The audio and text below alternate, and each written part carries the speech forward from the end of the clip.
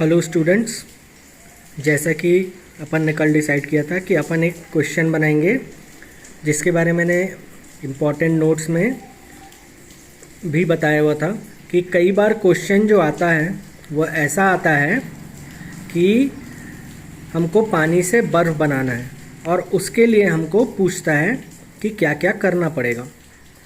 जैसे मैंने एक क्वेश्चन लिया हुआ है जिसको हिंदी और इंग्लिश में लिखा है कि आपकी दोनों मीडियम वाले समझ जाएं। एक बार उसको देखेंगे। एक प्रशीतित्र यानी रेफ्रिजरेटर, उसकी क्षमता या कैपेसिटी 200 टन है। ध्यान रहे ये रेफ्रिजरेटिंग कैपेसिटी है। ये -6 और +25 डिग्री सेंटीग्रेड के बीच कार्य करता है। ठीक है।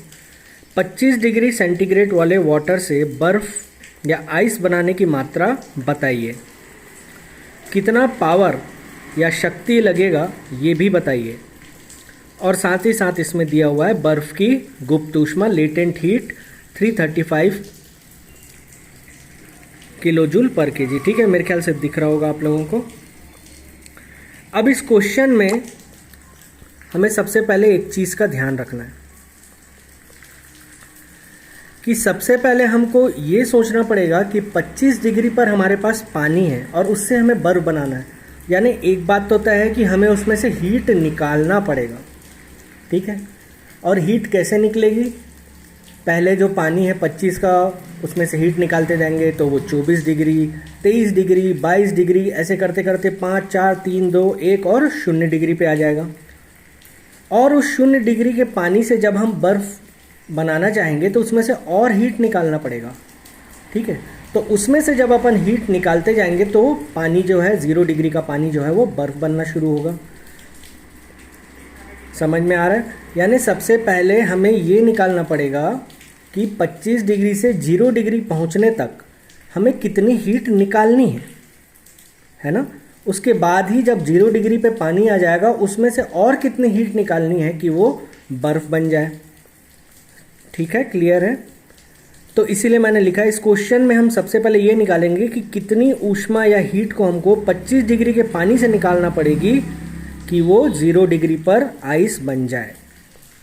अब देखो, मैंने जो एक फॉर्मूला लिखवाया था mCp T2 - T1, उसका यूज़ करेंगे किस लिए कि 25 डिग्री के पानी से हम पहले 0 डिग्री के पानी तक पहुँचें।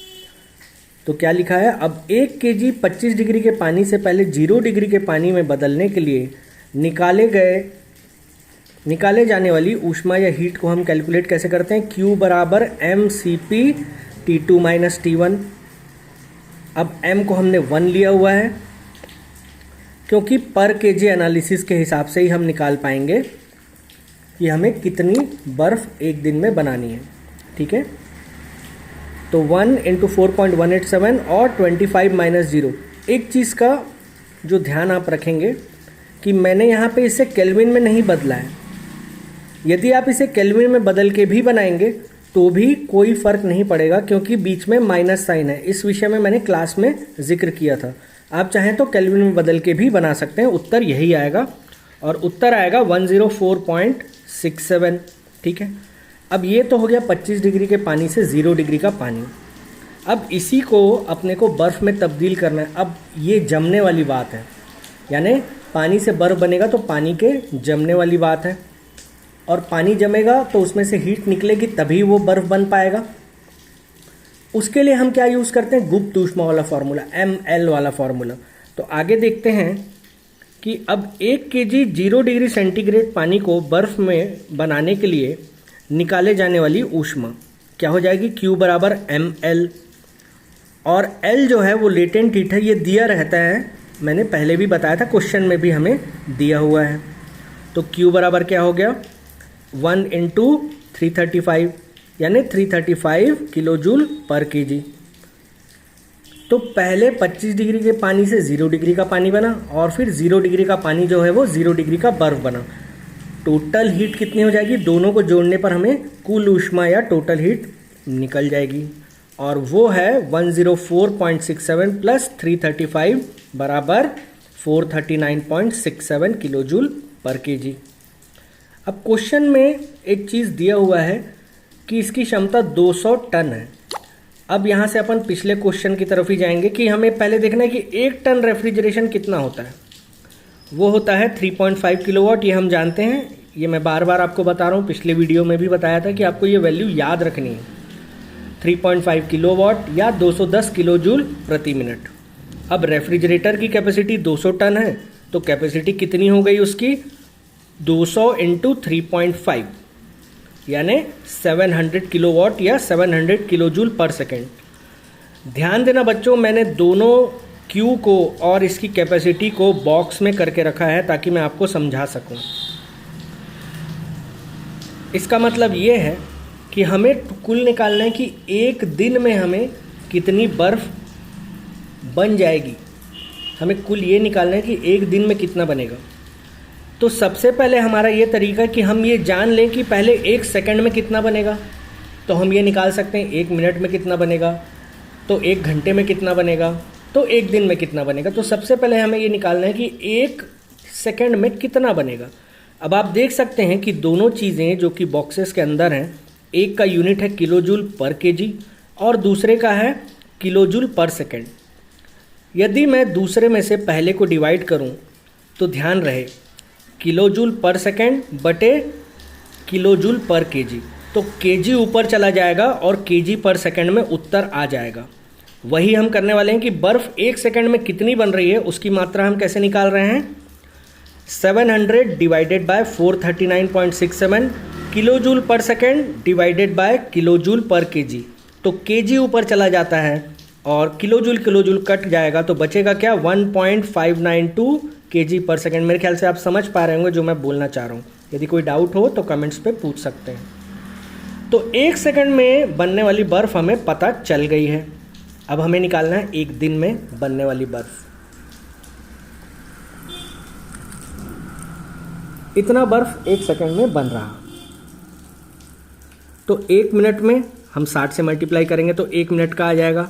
और 1 घंटे के लिए निकालने के लिए क्या करना पड़ेगा, एक और बार 60 से मल्टीप्लाई करना है तो 1 घंटे का आ जाएगा। और पूरे दिन में 24 घंटे होते हैं तो 24 से भी मल्टीप्लाई करना पड़ेगा।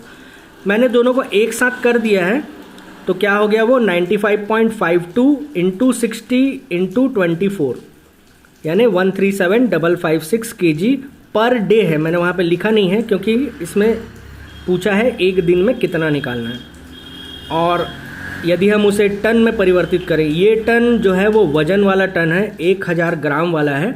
इसे रेफ्रिजरेशन वाले टन से कंफ्यूज मत करना, ठीक है। अगर आप आंसर 137,556 केजी पर भी छोड़ देते हैं तो वो उत्तर सही है, ठीक है। तो ये आपका पहला आंसर हो गया कि एक दिन में वो कितना बर्फ बनाएगा। वो बनाएगा 137,556 केजी या 137.55 टन। ओके, अगला पार्ट जो पूछा है कि इसको चलाने के लिए कितनी पावर या शक्ति लगेगी, तो पावर निकालने के लिए हमारे पास फॉर्मूला क्या होता है। COP का 2 फॉर्मूला है, एक तो T2 divided by T1 minus T2 और COP बराबर एक और होता है Q2 या रेफ्रिजरेटिंग कैपेसिटी या रेफ्रिजरेटिंग इफेक्ट बटे W। तो दोनों में W नीचे है। सबसे पहले हम COP निकाल लेते हैं, जैसा कि हमने पिछले क्वेश्चन में निकाला था। वो पार्ट एक छोटा सा क्वेश्चन का पार्ट था पिछले क्वेश्चन का। तो इस प्रकार हम अभी निकाल रहे हैं COP रेफ्रिजरेटर बराबर T2 divided by T1 minus T2। यहाँ पर मैंने केल्विन में जो परिवर्तन है उसे कर लिया है और इसी इक्वेशन में कर लिया। आप चाहें तो अलग से भी कर सकते हैं, यानी 273 में से 6 गया तो 267 या 267 और वैसे ही 273 प्लस 25 यानी 298। इसको जब आप कैलकुलेट करेंगे तो वो 8.6 आता है। COP जो है वो 8.6 आता है। एक बार COP पता चल गया तो हमारे पास दूसरा फॉर्मूला है यूज़ करने का कि COP R बराबर रेफ्रिजरेटिंग इफेक्ट या Q2 डिवाइडेड बाय W। उसी W को हमें निकालना है। अब हम उसमें पुट करेंगे उसे कि COP R बराबर refrigerating effect Q2 divided by W। ये रेफ्रिजरेटिंग इफेक्ट अपन ने 200 टन जो था, जिसे हमने किलोवाट में परिवर्तित कर लिया था, उसी को पुट करेंगे। 8.6 is equal to 700 kilowatt divided by W। फिर से ध्यान दिला रहा हूँ, ये मैं यूनिट बार बार इसलिए लिखता हूँ कि आप समझ पाएँ। W को काटना नहीं है किसी भी रूप में, ठीक है। तो यहाँ से W आ जाएगा 81.39 किलोवाट या 81.4 किलोवाट। ऐसे क्वेश्चन आते हैं, आ चुके हैं, एक बार आप देखिए, कोई डाउट हो तो पूछिए। ठीक है, नेक्स्ट वीडियो में जल्दी अपलोड करूँगा। Thank you.